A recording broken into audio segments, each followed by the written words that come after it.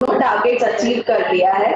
So open interest में लगभग हमने 11% का इंक्रीज देखा, 4.5% ऊपर हो गया पॉली कैप।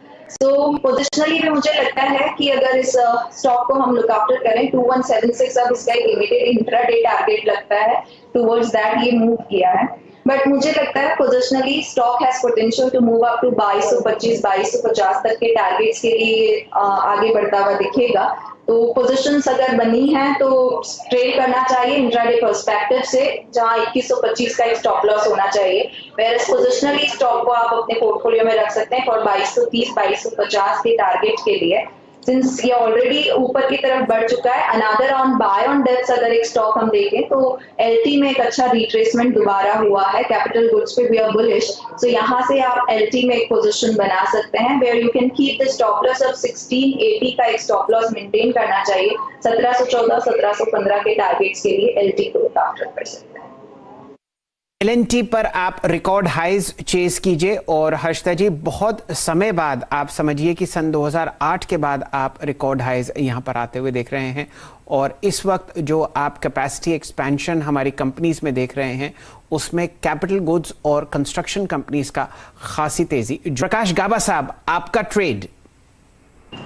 अपोलो टायर्स काफी हद तक अच्छा लगता है मुझे, बहुत बढ़िया मूव है, बेस बना हुआ, अपसाइड ऑन है। First target 225, stop 215, Apollo Tyres bye.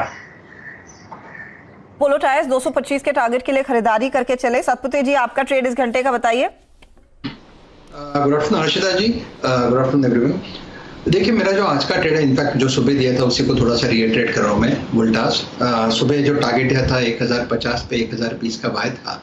मुझे लगता है ये थोड़ा कूल ऑफ हो रहा है, और ये कूल ऑफ होना एक री एंट्री अपॉर्चुनिटी है। 1040 ये इसके लिए इंपॉर्टेंट सपोर्ट रहेगा। 1044 के आसपास कुछ ये अभी मुझे लगता है ट्रेड हो रहा है। So Voltas is a buy. मेरा स्टॉप लॉस जो रहेगा future, these are future levels, 1030 का है और टारगेट है 1080 का। इसमें और एक चीज़ है कि यहाँ पे लॉन्ग बिल्टअप हो रहा है, तो कहीं ना कहीं लगता है कि जो फॉलो थ्रू मिलेगा प्रोबेबली आज नहीं कल, तो आप इसमें ऑप्शंस का भी ट्रेड ले सकते हैं। 1060 का कॉल ऑप्शन 24 रुपए के आसपास है, 15 का स्टॉप लॉस रहेगा और 50 के ऊपर का टारगेट लेके यहाँ पे काम करे वोल्टास में। टारगेट यहाँ पर एक मौका खरीदारी का आपको मिल रहा है, जो हल्का डिप आया है। वैसे स्टॉक ऊपर है 4%, लेकिन तेजी की पोजीशन यहाँ पर होनी चाहिए। गौरांग शाह, गुड आफ्टरनून, बताइए इस समय आप क्या ट्रेड लेंगे? धन्यवाद हर्षिता जी, आपका और आप सभी को शुभ दिन हमारे तरफ से। तो गैस क्षेत्र से जुड़ी हुई एक कंपनी है आईजीएल, इंद्रप्रस्थ गैस। काफी समय से खरीदारी की राय है यहाँ पर, लेकिन फिलहाल जो नतीजे हमने देखे थे उसको देखते हुए हमने हमारा लक्ष्य ऊपर की तरफ बढ़ाया, और हमें लग रहा है कि ये मध्यम या लंबी अवधि में बहुत तीव्र गति से आपको 625 के तरफ जाता हुआ दिखाई देगा। तो हम आईजीएल में खरीदारी की राय देंगे।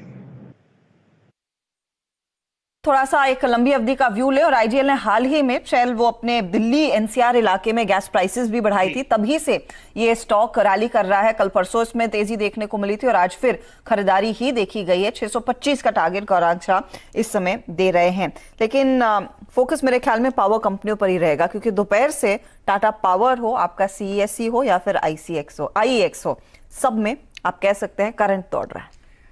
बिजली नुमा तेजी आपके सामने पावर स्टॉक्स पर आती हुई, और उसके पीछे खासा रुझान ये है कि आप कोयले की कमी की वजह से बिजली पर इश्यूज आते हुए देख रहे हैं, प्रोडक्शंस धीरे धीरे कम होते हुए दिख रहे हैं, लेकिन जो बिजली की पर यूनिट की कीमत है वो आपको बढ़ती हुई देखिए आईएक्स का स्टॉक, जो इसका एक्सचेंज है, क्या ज़बरदस्त मोमेंटम में है, क्या अपडेट है, किस तरीके से सरकार ठोस कदम उठाती हुई दिखती है। दिल्ली के गलियारों से हमारे साथ जुड़ते हुए लक्ष्मण रॉय साहब।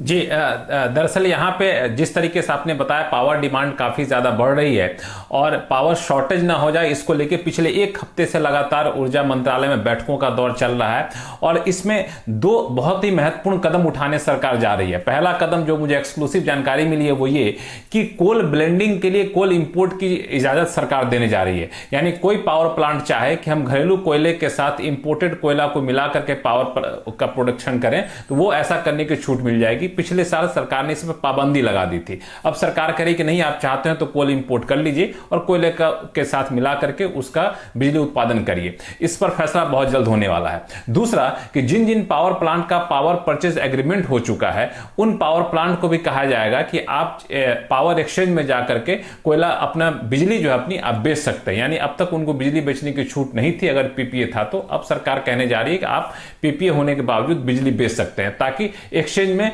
बिजली की डिमांड और बढ़ रही है उस हिसाब से बिजली की सप्लाई बढ़ाई जाए। और तीसरी बात कि कोल इंडिया से कहा गया है कि आप कोयले की सप्लाई बढ़ाइए। जिन जिन पावर प्लांट में 14 दिन से ज्यादा का कोयला है, वहां पे फिलहाल थोड़े से कम कोयले की सप्लाई की जाएगी।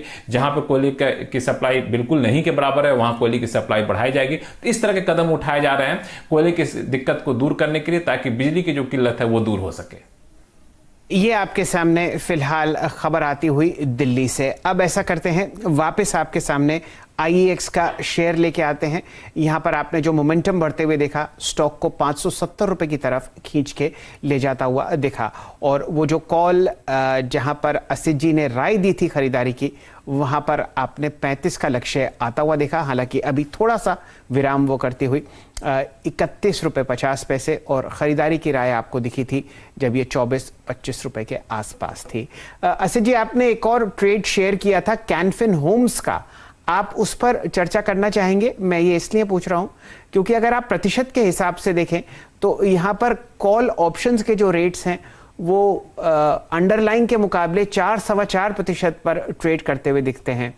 क्या ये चिंता का विषय है या ये दर्शाता है कि बुल मार्केट अपने पूरे फरमान पे है? आई थिंक सर इसको लिया जा सकता है। I know the premiums are little heavy, but at the same time जिस हिसाब से इसका मोमेंटम है ओआई बिल्टअप है, थोड़ा रिट्रेसमेंट में अगर ले सकते हैं तो दैट विल बी गुड।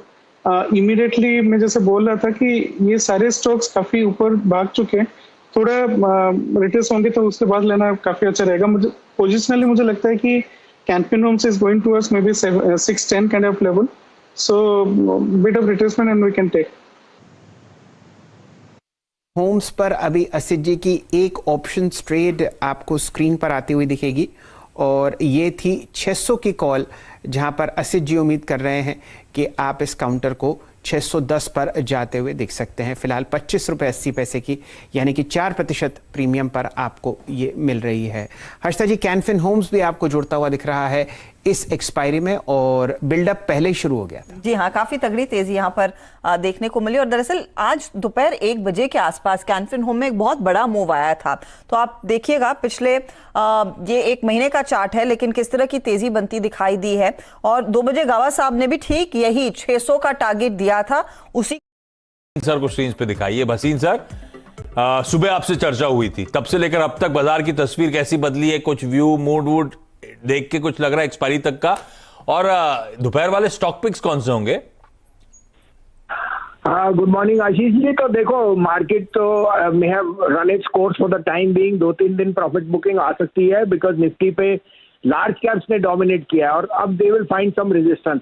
लेकिन this is the time to look for the broader market. जैसे मैंने आपको कहा, देखिए मिड कैप बैंक, देखिए आपको 3-4 दिन पहले 122, 124, 25, 28 पे टाटा पावर का था, आज उसका रंगत देखिए 307 पे। 3 दिन पहले आपको डीएलएफ का था 340 जाएगा, 332 हो गया।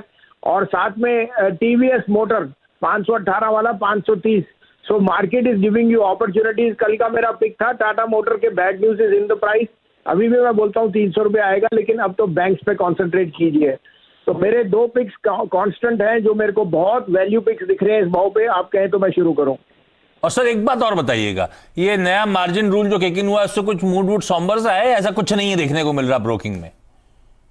नहीं सर, इससे कुछ खास नहीं है। कुछ ब्रोकर ने एडजस्ट किया है, कुछ ट्रेडर्स ने भी एडजस्ट किया है। सो आज पहला दिन है आशीष जी, इतनी कमेंट्री मैं दे नहीं सकूंगा। We know, but today markets are seeming to be okay and getting adjusted with that. बिल्कुल ठीक। अच्छा, अभी की पिक सर? सर तो देखिए, पहला पिक मैंने आपको 2 दिन से कह रहा हूँ, यूपीएल।